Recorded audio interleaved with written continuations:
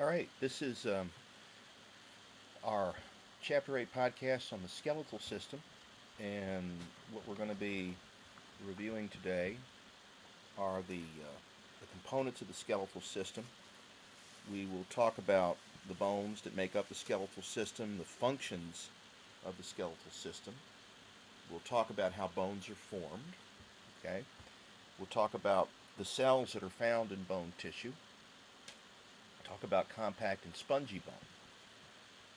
So the skeletal system is made up of bones, joints, cartilage, and ligaments. Okay, remember that um, bone and cartilage are connective tissue, and so when you look at them under the microscope, the cells are spread way out, and there's lots of material between the cells. In bone, the material between the cells is a combination of mineral deposits like calcium phosphate and proteins like collagen, as well as organic materials such as osteoid. Cartilage is a little different. Cartilage contains a glycoprotein called ground substance in the material between the cells, which are called chondrocytes, and it holds on to a lot of water and resists a lot of compression. Okay, cartilage tends to be rather thin because the cells that are embedded in the cartilage rely on diffusion in order to get their nutrients, while bone can be rather thick, and that's because, as we're going to find out, the, the cells embedded in bone actually are connected to each other, and there will always be a population of bone cells near a blood supply, and because the bone cells are connected to each other, they can pass oxygen and nutrients back from the blood to all the remaining cells, and the result is they all have a lifeline, basically. Okay, ligaments are simply dense, regular connective tissue that attach bone to bone, and we're going to find out when we get to the muscle chapter that tendons are dense, regular connective tissue that hook muscle to bone. Okay, and we'll also learn about joints. Joints are places where bones meet, and they come in different functional classifications. A diarthrotic joint is one that moves pretty freely. An example would be something like your shoulder or your hip or your elbow. Okay, while a amphiarthrotic joint is one that's hooked together by cartilage, and examples would include intervertebral discs and the pubic symphysis, which is between the front part of your hip bones. And we'll learn about that a little bit later as well. And then synarthrotic joints are areas where bones come together like puzzle pieces, and these joints don't move at all. Okay. What does the skeletal system do? Well, it provides a frame for the body so that our soft tissues have something to hang around. It provides movement at structures that are called joints. It's a mineral storehouse. It protects our vital organs, right? Our brain and brainstem are inside our cranium, and our heart and lungs are inside our rib cage. Okay, and a lot of our urinary and reproductive organs are inside our pelvic girdle. It also makes blood, okay, in red bone marrow, which is primarily in the axial skeleton, which makes up the long axis of the body, and that would be the skull, the vertebral column, the rib cage, the sternum, okay, the sacrum and the coccyx. Most of those bones produce new blood, and that's important because the cells in blood wear out pretty quick, because a lot of the cells in blood don't have a nucleus and have no ability to repair themselves when they get damaged. Okay? For instance, a red blood cell only lasts about 120 days in circulation. The calcium in bone is important not just for building strong bones, but it's also critical in blood clotting. It's important for muscle contraction and nerve transmission. Okay? And the phosphorus in bones is used for a lot of things. It's used to make phospholipids, which are a membrane component. It's used to make DNA and RNA. Okay, and it's used in ATP. So all of this is critical, and you could think of the skeletal system as a big closet where we store a lot of this stuff, and when we need it, we sort of dissolve bone and release it into the bloodstream. You can classify bones based on their shapes. Long bones are longer than they are wide or deep.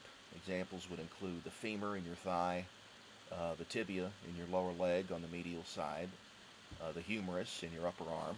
Okay. Short bones are basically either rectangular or cube shaped, and they include the carpals in your wrist, the tarsals in your ankle. Okay. Flat bones aren't perfectly flat, but they have an arrangement where um, really dense bone called compact bone um, sandwiches a layer of less dense bone called spongy bone. Okay. Examples of flat bones would be the sternum, which is your breastbone, the bones of the cranium, your scapula, okay, just to name a few. And then irregular bones have unusual shapes, and they would be things like the coxal bone in your pelvis and the vertebrae. Okay. The two types of bone are compact or hard bone tissue, which is made of functional units that are called osteons, and spongy or soft bone, which is made up of struts of bony tissue called trabeculae. Okay, um, compact bone is made up of cells that are called osteocytes, and they're embedded in a matrix of calcium phosphate and collagen and osteoid. Okay, and they are isolated from each other in the sense that they're embedded in their matrix, but they have little tunnels that connect the chambers in which they sit, which are called lacunae.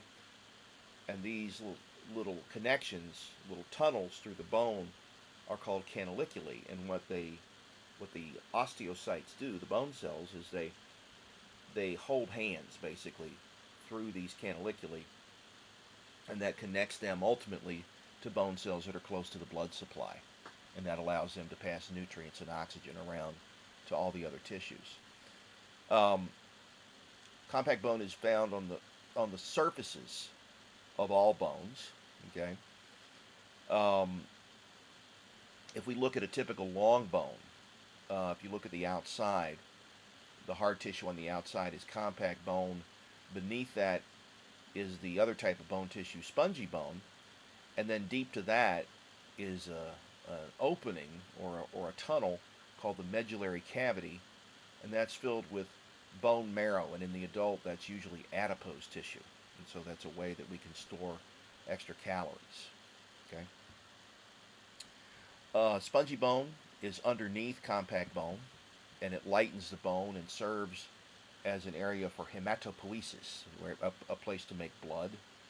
Um, it, as a result, is frequently where we find red bone marrow, primarily in the spongy bone of the axial skeleton and in the tips of the humerus and the femur that are closest to the trunk. Okay. Um, it also distributes force that's applied to bone over a broader region, and that makes the bone less likely to fracture. So, important roles there. This is a look at compact bone, and you can see the osteons, right, with these concentric lamellae here, and embedded in the concentric lamellae are the osteocytes in little pits called lacunae, and you can see these little things radiating out. Those are the canaliculi, and those provide the cytoplasmic extensions, a way to connect to other cells across the way. And then there's a blood supply that runs through. The central canal contains blood vessels and nerves, and the perforating canals connect the central canals to each other. Okay? You can see the remnants of old lamellae between the osteons. They're called interstitial lamellae. The periosteum is the living membrane around the bone, and this is where osteoclasts and osteoblasts come from. The osteoblasts build the bone matrix and eventually become the osteocytes once they're embedded in it. And the osteoclasts dissolve the bone matrix and release the protein and the mineral component breakdown products into the blood. And then deep to that you can see some spongy bone, right? And if this were a shaft of a long bone, if we kept going inward, you'd find the medullary cavity.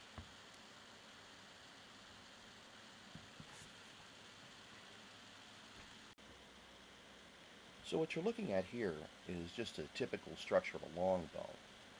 You can see the diaphysis, which is the shaft, and the epiphyses, which are the ends of the bones. And the epiphyses are designated as either proximal or distal, right? The proximal epiphysis would be the end closest to the trunk of the body, and the distal would be the one furthest from the trunk of the body. The proximal epiphyses in the humerus and the femur have red marrow in their proximal heads, and that's used to make blood. The epiphyses are designated as separate from the diaphysis by a line. Okay, the epiphyseal line is where the lengthwise growth of the bone takes place up until the end of puberty, and then that stops with the formation of a ridge of spongy bone to replace what used to be a plate of cartilage in that region. And at that point, no more lengthwise growth is possible. The medullary cavity, you can see here, in the adult contains yellow bone marrow, which is basically adipose tissue, and the periosteum, which is outside the surface of the bone, is where the osteoclasts and osteoblasts come from, and it also supplies blood to the bone, as well as usually containing some nerves that go in there as well. The importance, of course, of the blood supply is to keep all the bone cells alive, and as we've already seen in compact bone, there's an extensive blood supply throughout. In spongy bone, it's the same idea, except that in hematopoietic spongy bone, the cells can live off the blood they actually make, whereas in spongy bone that does not manufacture blood, there's a lot of capillaries that go through there and supply blood to that tissue as well. The articular cartilage is hyaline cartilage, and it's at the ends of bones, and its purpose is to pad and protect the joints. It's rather thin because instead of a blood supply, it relies on diffusion from synovial fluid, which is a lubricating liquid found in joints, in order to get nourishment as well as diffusion of oxygen from the perichondrium, which is a blood supply that surrounds the cartilage. The different types of ossification just dictate the way that bones are formed. We'll examine that here.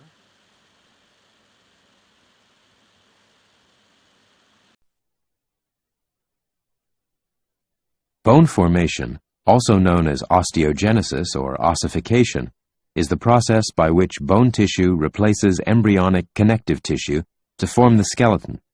From childhood to early adulthood, ossification lengthens and thickens bone. In addition, the process of ossification is used throughout life to remodel bones. There are two methods of prenatal bone formation.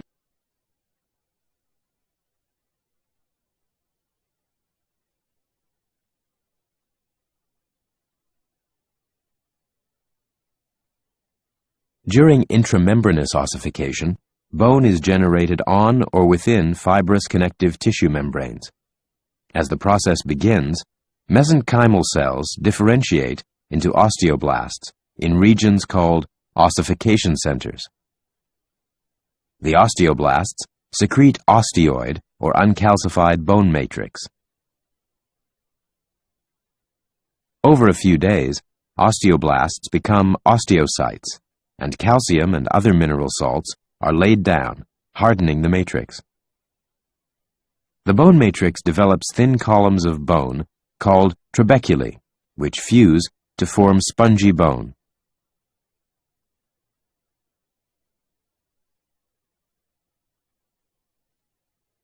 Blood and lymphatic vessels grow into the surfaces of the newly formed bone and develop red bone marrow. Outside of the bone, a dense layer of connective tissue called the periosteum forms. Most outer layers of spongy bone are eventually replaced by compact bone, but the center remains spongy.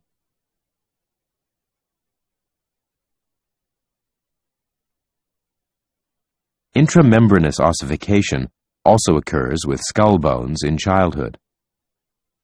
At birth, skull bones are separated by fontanelles, or soft spots, and sutures, immovable joints made of fibrous tissue.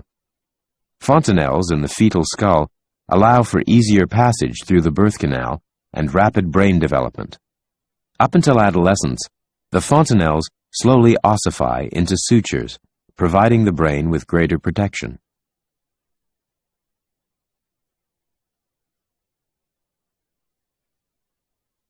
Endochondral ossification, the replacement of cartilage by bone, occurs in most bones of the skeleton. The process begins when embryonic mesenchyme condenses, forming the cartilage model, the shape of the future bone. The model grows within the fetus. Lengthwise growth is attained via interstitial growth. Width is attained via appositional growth. A nutrient artery penetrates the perichondrium, increasing nutrient availability to the cells. Osteogenic cells are stimulated to differentiate into osteoblasts. These cells secrete matrix beneath the perichondrium that forms a thin shell of compact bone known as the bone collar. As the perichondrium begins to form bone, it is now called the periosteum. The bone collar reduces diffusion to the cartilage inside the model, depriving it of nutrients. Capillaries grow into the disintegrating cartilage, delivering osteoblasts. The new growth forms a primary ossification center, an area where bone tissue will replace most of the cartilage. Osteoblasts deposit bone matrix, building spongy bone trabeculae.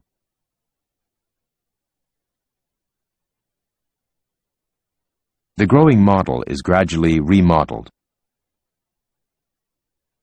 The cavity fills with capillaries and red bone marrow.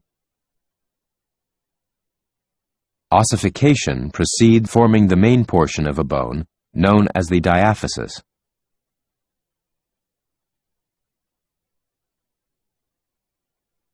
Around the time of birth, blood vessels enter the epiphyses, the ends of a bone, forming secondary ossification centers.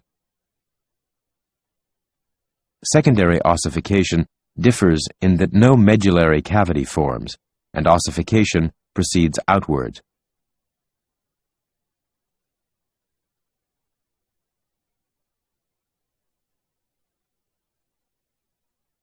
As a result, the interior of the epiphysis remains spongy.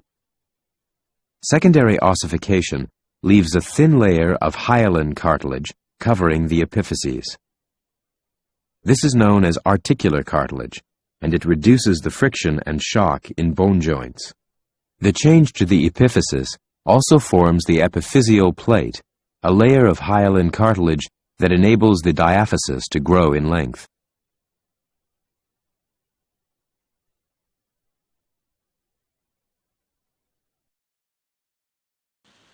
So as you saw in the previous video, growth in the lengthwise direction occurs at the epiphyseal plate, which is hyaline cartilage that's continuously produced up until the end of puberty, at which point it's overtaken by the production of bone on the diaphyseal side of the disc.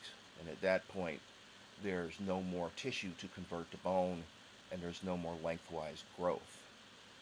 Hormones that affect this include human growth hormone. If we have excess production of human growth hormone prior to the end of puberty, we generate a condition called gigantism, where you get extremely tall individuals. And if you have a lack of growth hormone prior to the end of puberty, you can have extremely short stature, and that's known as dwarfism.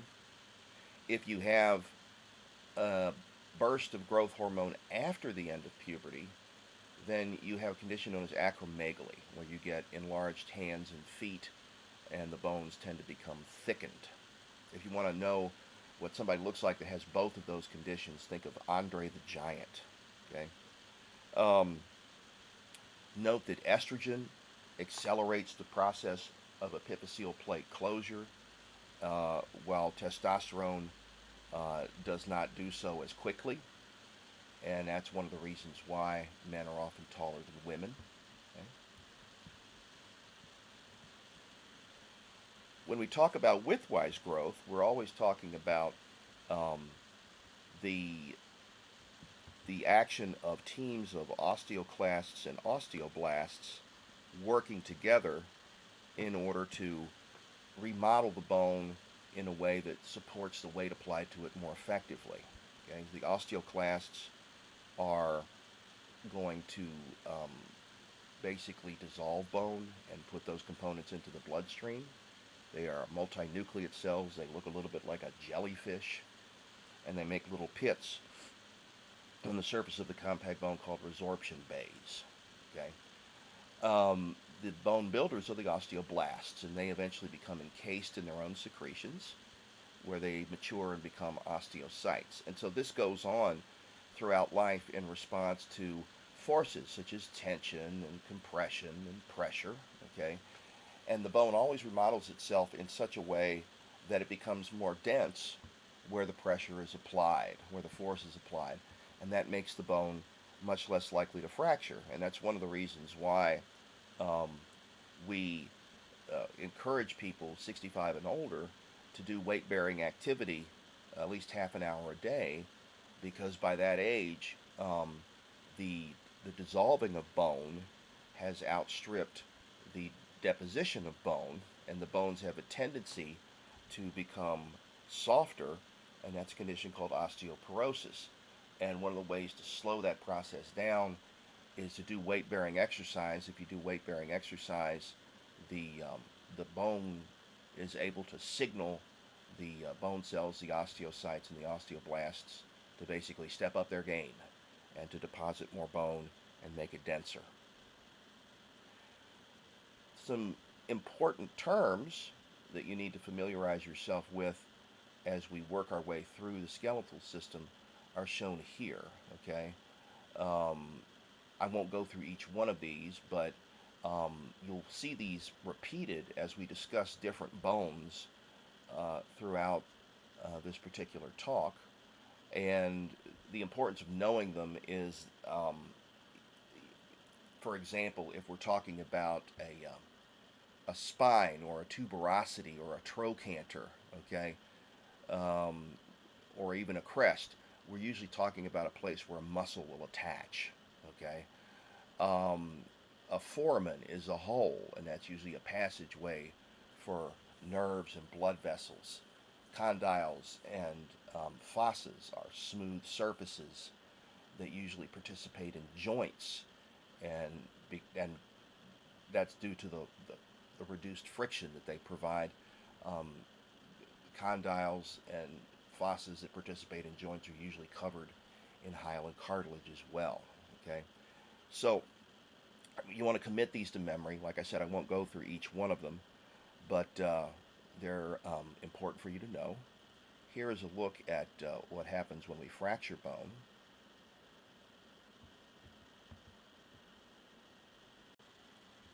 Okay, in this section of the lesson, we're going to discuss the axial skeleton and the appendicular skeleton and the bones that make it up. And we'll talk about different kinds of joints and the movements that they provide. Remember that when we're talking about the axial skeleton, we're talking about the skull and all its associated bones, the hyoid, which is just under the mandible, which is your lower jaw, the vertebral column, and the thoracic cage, which includes the ribs and the sternum, okay, as well as the sacrum and the coccyx. Okay? So we'll start with a discussion of the skull, and you can see that here.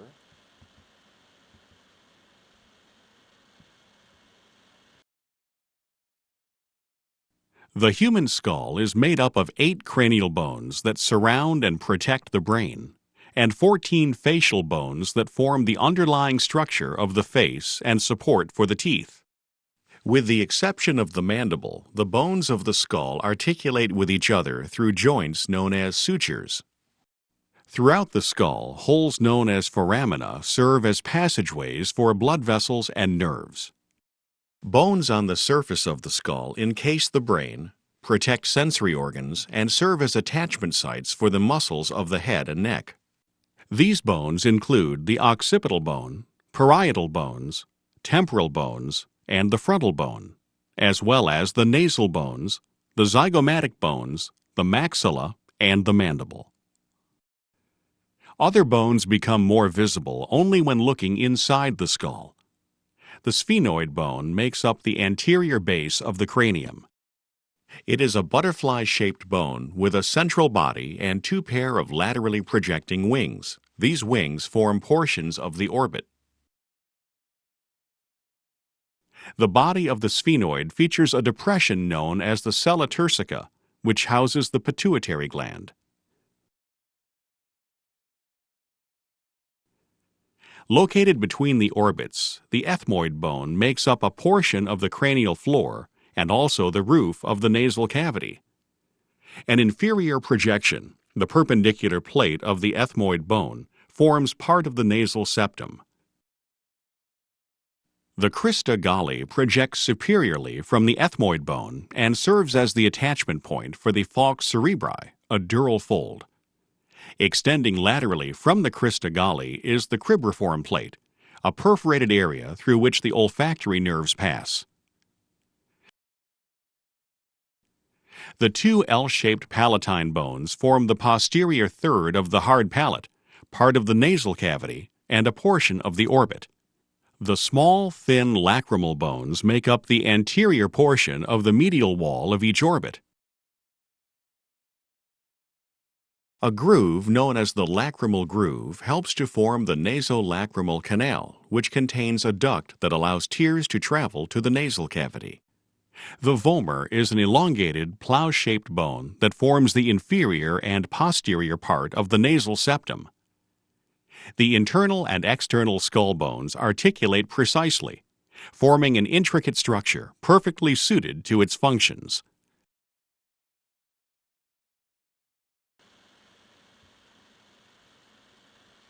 So, sinuses are simply hollow chambers inside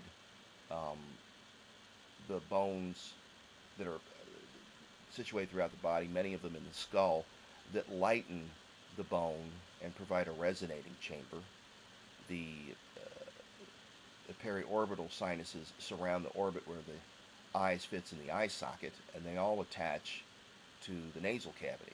Okay, so that makes the bone lighter, provides a chamber that allows the voice to become louder when you talk. They're named after the bones that they reside in. And this is one of the reasons why when you get a sinus infection, you feel intense pressure behind your eyes. You feel like they're going to pop right out of your head because the infection can travel deep into these associated chambers and cause complications. Another important point is that we have to remember that there is a direct connection between the middle ear and the throat as well. And this is one of the reasons why frequently when you get a sore throat, you can get a bacterial infection that creeps up the connection, which is called the eustachian tube, into the middle ear, and that can produce a condition known as otitis media, or ear infection. And children are more prone to this because their eustachian tubes are shorter and straighter as well. Okay. In the infant, we have material between the bones of the cranium that's more flexible than bone itself. These are designed to allow the baby's head passage through the birth canal so that we can get the baby out, right? The head somewhat deforms on its way through the birth canal. The fontanelles, which we'll see in a minute, are basically connective tissue that has some flexibility and can deform without actually damaging the brain in most cases. Sunken fontanelles are sometimes an indication of dehydration in the infant. The sutures that will eventually form will replace the fontanelles. You can see them here. And they will then finalize the shape of the cranium. And at that point, we can't have any more changes in the intracranial pressure. Okay, we're going to point out that in some infants, the baby is born um, with a blockage in the fluid that bathes the central nervous system, which is called cerebrospinal fluid, and that's contained entirely inside the cranial cavity and the vertebral column. And if that pressure builds up in the interior of the brain, it can crush the brain against the skull, and that can result in coma and death. But in a newborn, because the fontanelles are still there, they can expand to accommodate the pressure, and you get an enlarged cranial vault, looks a little bit like a light bulb, and we call that condition hydrocephaly. Okay, what we can do to fix that is we can put a shunt, which is basically a needle and a tube, and then an outlet into the abdominal pelvic cavity, and we can drain the excess cerebrospinal fluid into the abdomen where the capillaries in the peritoneum soak it up, and the pressure can go back down to normal, and the skull can take on its normal shape. And we have to leave that shunt in. It's an entirely interior device, all completely in the inside of the body. We have to leave that in for the rest of the person's life, because in the event that they suffer another blockage of cerebrospinal fluid, there has to be a way for the pressure to be relieved. If this happens in an adult that doesn't have a shunt, then this could lead to coma and death very quickly. And this is also one of the reasons that we worry about bleeding into the brain, because of the increase in intracranial pressure. You could very easily crush the neurons of the brain, and that can send you into coma and death. The vertebral column is divided into different divisions. There are 7 cervical, 12 thoracic, and 5 lumbar vertebrae. Under lumbar 5 is the sacrum, and under the sacrum is the coccyx. Okay, there are several normal curvatures that we see in the adult spine: a cervical, thoracic, and lumbar curvature, which give the spine an S shape. Okay, and they reflect the fact that the weight distribution in the spinal cord is such that we have to support the head, okay, and then we have to support the weight of the trunk on the hips, okay, and so the spine takes on that particular curvature. Now, sometimes what will happen with these curvatures is that they can become abnormal, okay. You can have a curvature of the cervical and thoracic spine where it hunches forward, and that's called kyphosis or hunchback, and that's frequently seen in individuals that have osteoporosis. You can see lordosis, which is an extreme lumbar curvature where the lumbar division of the vertebral column sticks way out in front, and that's usually seen in people that are pregnant or obese. And then sometimes you get a sideways curvature in the spine, which is called scoliosis, and that can be due to having lower limbs of unequal length, or it can be due to defects in the vertebral column itself, such as abnormal ligament attachments or missing ligament attachments, or perhaps missing or fused vertebrae. Okay, so you can see the different divisions here. Notice that the vertebral column gets bigger as you go from top to bottom, and that's because it has to support more weight. Okay, and then between each of the vertebrae are intervertebral discs, which are fibrocartilage, and they allow a slight degree of movement in the vertebral column, and they are termed amphiarthrotic joints. Okay, because they're totally bridged by cartilage. If you put undue pressure on an intervertebral disc, such as bending at the waist and straining to lift a heavy object, you can force the intervertebral disc backwards into the spinal cord, and that can produce numbness and tingling from structures served by the nerves that exit at or under that injury, and those are called radiculopathies, and those are usually dealt with by chiropractors and osteopaths. At the very worst, it can produce paralysis. Okay, so this is one of the reasons why when you lift heavy objects, you always need to keep your back as straight as possible and bend your knees. You can see in the cervical division 2 special vertebrae. Cervical 1, or the atlas, which we'll see in a minute, forms a condyloid joint with the occipital condyles of the skull, and allows you to flex and extend your head, okay, which is, nod your head up and down, yes, okay, and it also allows you to tilt your head from side to side. The axis, which is underneath the atlas, which is cervical 2, has a vertical projection called the dens that forms a pivot joint with the atlas and allows you to laterally and medially rotate the head, such as when you shake your head no. Okay. Other portions that you can see here, we can start down here with a typical thoracic vertebrae, the body, okay, the vertebral foramen, the spinous and the transverse processes. These are the lamina, and down here these are the pedicles, okay. This is a superior articular facet, and on the underside, where the vertebrae stack, is the inferior articular facet, okay. And then you will have on thoracic vertebrae costal facets and demifacets. There's a costal facet here, and there's a little half dimple on the body, which is a costal demifacet, and that's where the tubercle and the head of the rib go, okay, because the thoracic vertebrae, of which there are 12, articulate with ribs, right? You can see the atlas and the axis up top. This is where the occipital condyles would rest. This is where the dens, where you'd form a pivot joint with the atlas. And then one of the unique features of a cervical vertebrae is the transverse foramina that allow blood vessels and nerves to go up and down from the brain in order to provide nourishment and to bring commands down and sensation up to the brain. The unusual curvatures in the vertebral column are detailed here.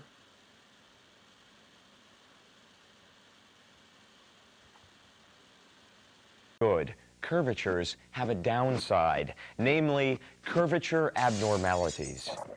Curvature abnormalities can be blamed on any number of factors. Some are congenital, which means they were present before birth. Some are even caused by bad posture. There are a few common curvature abnormalities, like scoliosis, kyphosis, and lordosis. Scoliosis, for instance, is an abnormal curvature that usually occurs in the thoracic region of the spine. That's the second region that forms the upper backbone. For some unknown reason, scoliosis is more common in girls and can sometimes be caused by having lower limbs of unequal length. Scoliosis can sometimes be treated surgically or with a body brace. Kyphosis is an extreme thoracic curvature, creating a condition known as hunchback and inspiring lackluster animated films. You can get this disease from rickets and tuberculosis of the spine. Lordosis is an extreme lumbar curvature and is commonly referred to as swayback. Lordosis sometimes affects pregnant women and individuals with potbellies. This is because people with potbellies have a tendency to thrust their abdomens forward. The thoracic cage is made up of the true and false ribs, the sternum, and of course the thoracic vertebrae. Okay? The sternum has three parts. The topmost part is a heart-shaped structure called the manubrium, which contains a medial indentation called the jugular notch. The long part in the middle, which sits over the top of the heart and the thymus, is called the body. And the little tip on the inferior aspect is called the xiphoid process, and it's often used as a landmark during CPR, because you can, if someone's heart stops, use the sternum like a lever and act as a pretend heart until the EMTs arrive in order to resuscitate the patient. There's a total of 12 pairs of ribs. The first 7 are called true ribs because they have a direct cartilaginous attachment to the sternum, and the remaining 5 are false ribs. 3 of those false ribs are called vertebrochondral ribs because they attach indirectly to the sternum via 2 sets of cartilage. And then the last 2 false ribs are called floating ribs because they do not attach to the front of the rib cage at all. They only touch the vertebrae. Okay? The thoracic vertebrae, again, there's 12 of them, and we already detailed how they articulate with the ribs. So you can see the rib cage there, okay? The different structures. All right. Other thoracic cage structures include the xiphoid process, which we've discussed, the suprasternal notch, which is basically the jugular notch, the sternomanubrial joint, which is it's actually a saddle joint between the sternum and the clavicle, okay, and between the sternum and the manubrium. The sternum-manubrial joint is it's a little bend there, and it basically is called the angle of Louis, all right, and it indicates where the manubrium meets the body. Okay, the costal margins and the costal angles, important structures as well. The costal angle is basically the bend that the ribs take as they articulate, right? And the costal margin is where the ribs meet the costal cartilage. Okay, so that is a gliding joint in all the ribs except for true rib number 1, which is a direct cartilaginous attachment with no joint cavity. Right, there's a gliding joint cavity between the remaining ribs that are true ribs or vertebrochondrils, and the cartilage that attaches them to the sternum, and that allows the rib cage to flare out when you breathe in and out. Okay, this is a look at the appendicular skeleton.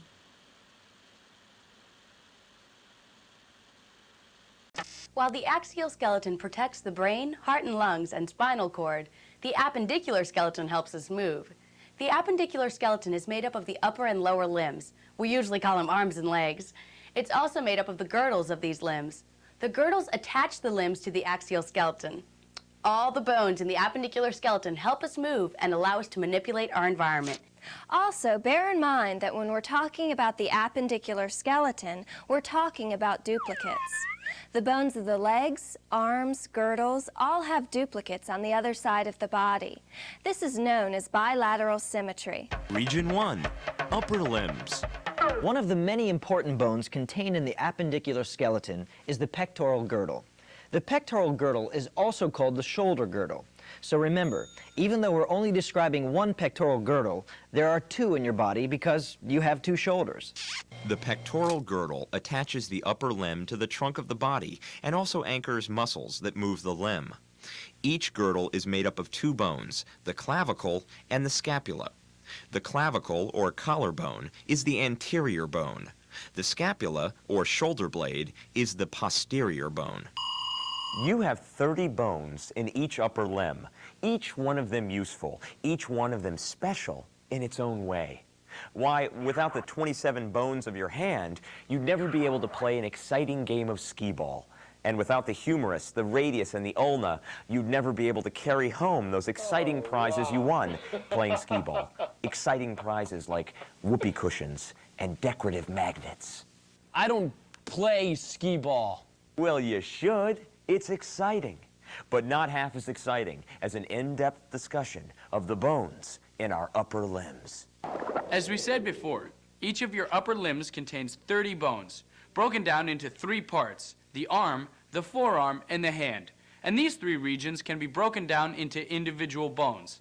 So let us now take advantage of the knowledge and experience of our elders as we turn to the Old Person's Learning Annex to learn about bones in the upper limbs. It's the Old Person's Learning Annex, where we learn from the wisdom of our elders. They say that the upper arm contains 1 bone, the humerus. It is the largest and longest bone in the upper limbs. Well, I will tell you, I do not find a lot of humor in this bone. It is not a funny bone. It is not funny at all. You see, the knee, that is a funny bone. You get hit in the knee, and it goes, ugh, and you go, oi, and you kick, and it's a funny thing. The upper arm contains only a single bone, the humerus, whereas the forearm contains the radius and the ulna. The proximal ends of the radius and ulna, that's the ends closer to the trunk of the body, those ends connect with the humerus to form the elbow.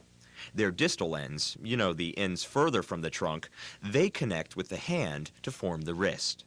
And now, the Old Person's Learning Annex, where long-winded stories serve us well. I remember when my son Herb broke all 27 bones in his hand. I remember it like it was yesterday. He was 4. He's 32 now, and he's an accountant. He's so very, very good. Herb was out playing carpenter with his cousin Murray. Anyway, Murray, being the cute little idiot that he is, he took a ball-peen hammer and smashed Herb's hand. That's right. He broke all 8 carpals, all 5 metacarpals. Those are the 5 long bones that form the palm. And he broke all 14 phalanges. That's the fingers in the thumb. So the hand is made up of 8 carpals, 5 metacarpals, and 14 phalanges. The 8 carpals are the bones that form the wrist, where we put our watches and bracelets. The 5 metacarpals make up the palm, and the 14 phalanges give us our fingers and a pollex, which is a fancy word for thumb. There's the shoulder girdle, made up of the clavicle and scapula. And then there's the humerus, ulna, radius, 8 carpals, 5 metacarpals, 14 phalanges, and a whole lot of love. And that's it for the upper limbs of the appendicular skeleton. Region 2, lower limbs. Now, some might argue that the body's lower limbs are more important than its upper limbs. These guys, for instance. The lower limbs are far more important than the upper limbs. No, they're not. I'll get you like a fire! Well, regardless of which set of limbs is more important, the pelvic girdle is the cornerstone of all lower limbs. You probably know the pelvic girdle as the hip, but you probably don't know it personally, so let us explain. The pelvic girdle attaches the lower limbs to the trunk of the body. It's also a point of attachment for the muscles that move the lower limbs, and it even protects sensitive organs like the urinary bladder. The pelvic girdle is made up of 2 bones called os coxae, which connect posteriorly with the sacrum and the coccyx. You remember the sacrum. It's a division of the vertebral column. Each os coxa is made up of 3 bones, the ilium, the pubis, and the ischium. The ilium forms the major superior or upper section of the os coxa, or where you rest your hands on your hips when you're preparing for a big cowboy gunfight. The pubis forms the anterior and inferior, or lower front, section. And finally, the ischium forms the posterior and inferior portion of the os coxa. This ischium is the bone you sit on when you sit. Now the pubic arch is the angle between 2 pubic bones. It is inferior to the pubic symphysis, a joint that connects the 2 pubic bones. But don't worry about joints now. We'll talk about them later. The pubic arch can be used to identify a person's sex. This is because the angle of the pubic arch in males is less than 60 degrees, and the angle in females is greater than 80 degrees. The pubic arch has a wider range in females. Now, all the pubic girdle details aside, let's discuss the lower limbs, dude. The lower limbs each contain 29 bones. That's a lot of bones! The lower limbs support the entire weight of an erect body. They have to be much stronger than the upper limbs so we can use them for jumping, running, walking, and devastating karate moves. The lower limbs are separated into 3 regions: the thigh, the leg, and the foot. The only bone in the thigh is the femur, which is the largest, longest, and strongest bone in the body. The leg is made up of the tibia or shin bone and the fibula. Only the tibia bears the weight of the body, which is transmitted from the femur to the foot. The proximal end of the tibia, or top part, articulates with the femur to form the knee joint, which is protected by the kneecap, or patella. The distal, or lower end of both the tibia and fibula connect with the foot to form the ankle. Notice any similarities? The femur is like the humerus of the arm, both long, both durable. The tibia and fibula are like the lower limb versions of the radius and ulna, and the ankle is like the wrist. Next up, the foot contains 26 bones in 3 different regions. Those regions are the tarsals, the metatarsals, and the phalanges. The tarsals are 7 bones that form the ankle. The metatarsals are 5 bones that form the arch of the foot. Finally, the phalanges are 14 long bones that form the toes. There are 3 bones in each of the 4 little toes and 2 in the big toe, or some call it the hallux. And that's it for the lower limbs. Okay. The pelvic girdle is made up of 2 coxal bones which articulate with the sacrum via the sacroiliac joint at posterior midline, and with each other at the pubic symphysis in the front, where the two portions of the bone known as the pubis will meet with a little disc of fibrocartilage between them. Okay. The pelvic girdle supports the weight of the body on top of the femur. It articulates laterally with the femur and medially with the sacrum. Okay. the coxal bone has three portions: the large fan-shaped ilium, the ischium, which you're sitting on right now, and the pubis, which is in the front. The acetabulum is simply the socket that articulates with the proximal head of the femur, forming a ball and socket joint, an extremely flexible joint that allows the femur to move in any direction. And the pubic symphysis is that fibrocartilage joint at the front of the pelvic girdle that the baby's head has to pass through during birth, right? This is one of the features that's acted on by a hormone called relaxin, which is released by the mother during the third trimester of pregnancy in order to soften up really cartilage throughout the body, but the goal is to soften up the cartilage in the pubic symphysis, and that allows the hip to actually expand as the baby's head comes through, and that lets you get the baby out more easily. Okay. Note that this is a hematopoietic bone. This is frequently the bone that's used when you do bone marrow donations, right? They'll usually pay you about $2,000 for a bone marrow donation, and they'll take a big needle and they'll stick it right in the crest of the ilium and withdraw some of that marrow, and then it'll be rather painful after that. So you have to think a little bit about that if you want to do it or not.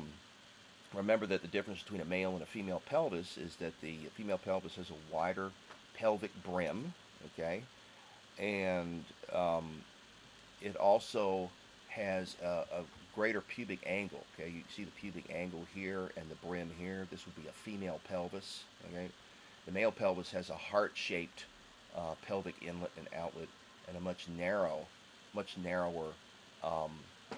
pubic angle. You could see the three parts of the coxal bone here, okay, color-coded. And there you can see the differences between male and female, right? And then this is a look at different types of joints called articulations.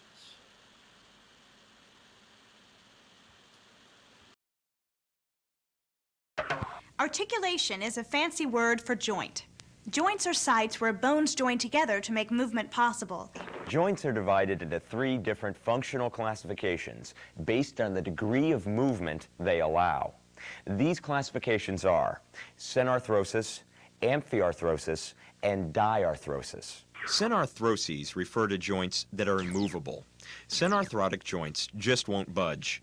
They just lock bones together. These types of joints are found in places like the cranium. The classification amphiarthroses refer to joints that are slightly movable. They're not rambunctious or hyper, but they do move a little bit. These joints are found in places like the vertebral column. And last, but by no means least, the classification diarthroses refers to freely movable joints. These are the types of joints found in upper and lower limbs. In addition to all this, joints can also be classified by their structure. The three structural joint classifications are fibrous joints, cartilaginous joints, and synovial joints. The first structural joint we'll talk about is the fibrous joint. Some joints have little fluid-filled spaces between bones. These little fluid-filled spaces are called joint cavities. Fibrous joints do not have joint cavities. Fibrous joints are joints where bones are united by fibers of fibrous tissue at their joint sites. Fibers. Fibers. Hey, it's fun to say fibers. One specific type of fibrous joint is called a suture. Now everyone has sutures in his or her skull. These sutures are made up of interlocking or overlapping bone edges that are connected by short fibrous fibers. The term fibrous fibers may sound redundant, but hopefully it'll make you remember the name of the fibrous joint. Two other types of fibrous joints are syndesmoses and gomphoses. In syndesmoses, bones are connected at their joint sites by long fibrous cords or sheets. Fibrous, get it? You can find an example of this joint in the lower leg between the tibia and the fibula. Another cool fibrous joint is the gomphosis. Gomphoses are the joints that connect the teeth to their tiny bony sockets in the jaw. They are attached with fibrous periodontal ligaments. Are you catching a trend here? Fibrous joints use fibers. Another type of structural joint classification is the cartilaginous joint. Now, can you guess what substance connects bone to bone in a cartilaginous joint? Cartilaginous joints are joints where bones are connected by plates of cartilage. Like the fibrous joint, the cartilaginous joint has no joint cavity. They are amphiarthrotic or slightly movable and are usually found in the axial skeleton. You remember the axial skeleton. It's the skull, the vertebral column, the ribs. Yeah, you remember it. Well, a good example of a cartilaginous joint would be symphyses. Symphyses are flat, frisbee-like discs of cartilage between the vertebrae. The proper name for these frisbees is intervertebral discs. Symphyses are also found between the vertebrae and in the pubic symphysis of the pelvic girdle. The synchondroses are another fine example of cartilaginous joints. The synchondroses are joints made up of superflexible cartilage called hyaline cartilage. These joints can be found in structures called epiphyseal plates. Epiphyseal plates are found in long bones like the humerus and the femur. These plates allow for linear bone growth in places like your arms and legs. That's longitudinal growth. The final structural classification is the synovial joint. These joints consist of bone ends that are separated by a joint cavity filled with synovial fluid. Synovial fluid is a liquid that reduces friction between bones. Synovial joints come in 6 exciting varieties: gliding, hinge, pivot, ball and socket, saddle, and condyloid. The gliding or plane joint has a flat surface and allows for sliding movement in between bones. The gliding joints are found between ribs and vertebrae and in the joints of the wrists and ankles. The joints in the wrists and ankles are known as the intercarpals and intertarsals. Makes sense, doesn't it? The hinge joint, found in the elbow and knee, is made up of the convex end of one bone that fits into a concave groove of another bone. Remember, convex bulges out and concave caves in. The hinge joint kind of works like the mechanical hinge you might find on a door. The pivot joint is another important joint. It has a rounded surface that protrudes into a ring formed by a bone and ligament. Pivot joints are found between your first and second cervical vertebrae, called the atlas and the axis. Remember, your cervical vertebrae are located in your neck, and the pivot joint is the joint that allows you to shake your head no. The next major joint is the saddle joint. The saddle joint is found in the thumb and, oddly enough, looks kind of like a saddle. The saddle joint allows for both up and down and side-to-side movement. You can find the ball and socket joint in both the shoulder and hip. It consists of a large spherical head that fits into a large concave cavity and allows for all types of movement, making it the most mobile joint. In fact, you remember the 3 functional classifications of joints? Synarthroses, amphiarthroses, and diarthroses? Well, the ball and socket joint is a diarthrotic joint because it's super mobile. Finally, the condyloid joint, located in the knuckles and wrists, consists of a small condyle, or projection, that fits into a small depression and allows for side-to-side and up and down movement. Well, there you have it. You are now a joint scholar. You know about the 3 functional classifications of joints, as well as the 3 structural classifications. Joint injuries, joint disorders. When studying joints in the human body, it is very important to take into account common yet very painful injuries. These include sprains and dislocations. A sprain involves the stretching or tearing of a ligament, which unites bones at a joint. A sprain is extremely painful. Sprains can be partial tears or complete tears. Partial tears heal very slowly because of lack of blood flow to ligaments. Complete tears must be repaired surgically, and surgery is very frightening, even if you can bench press. Artificial ligament or a ligament from a cadaver.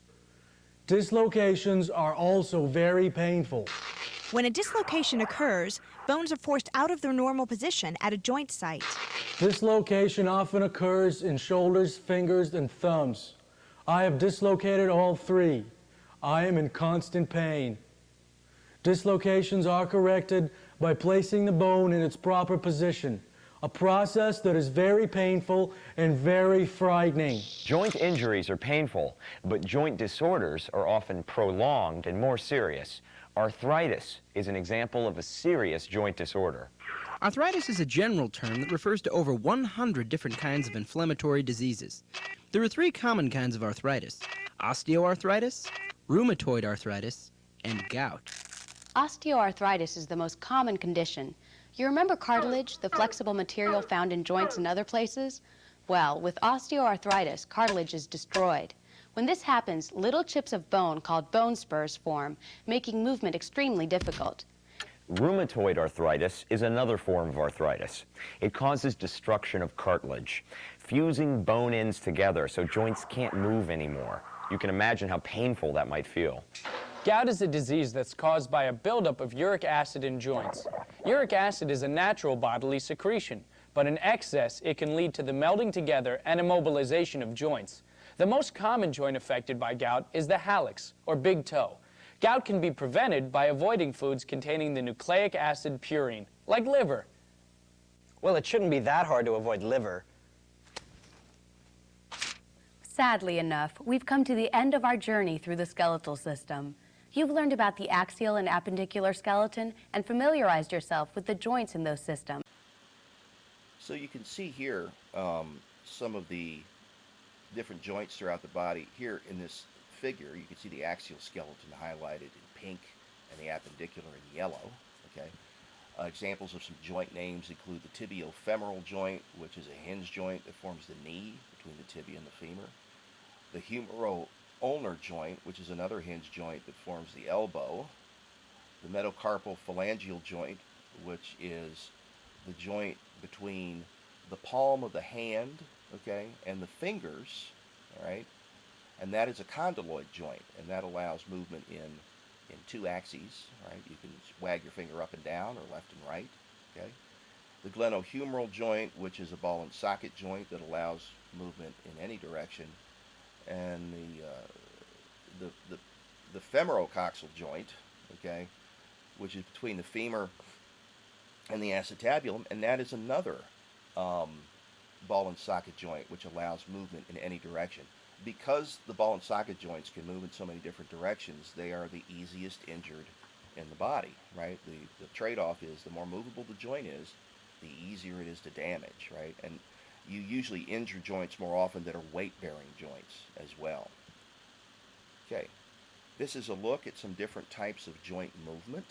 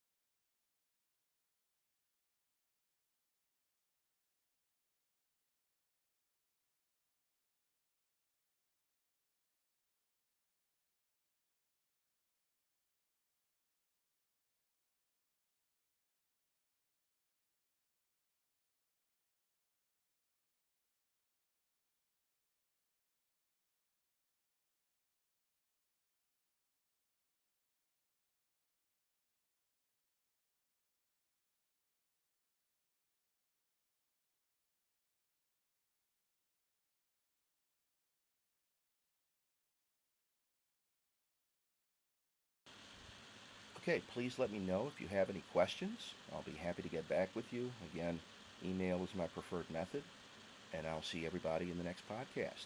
I thank you for listening.